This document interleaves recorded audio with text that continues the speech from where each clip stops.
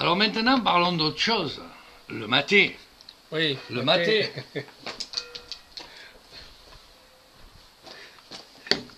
Voilà le maté. Expliquez-nous deux, trois choses sur le maté, mon Alors cher le maté, Chaps. voilà, donc le maté, alors sans être allé en Argentine, toujours, mais avec toutes les rencontres que j'ai faites.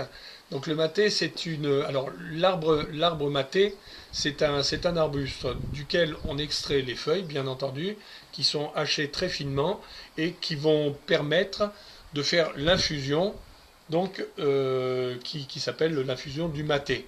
Alors la calebasse s'appelle également un maté.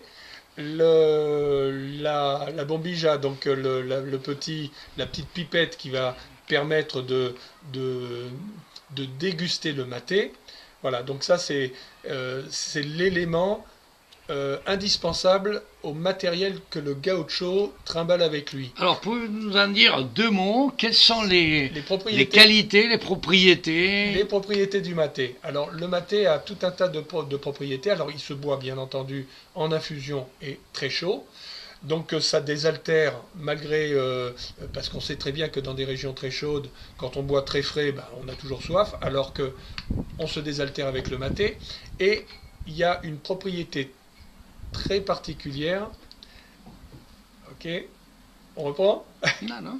Ok, très particulière, c'est que le maté, étant donné que l'alimentation de l'Argentin et notamment du gaucho est exclusivement une alimentation en viande, le maté régule le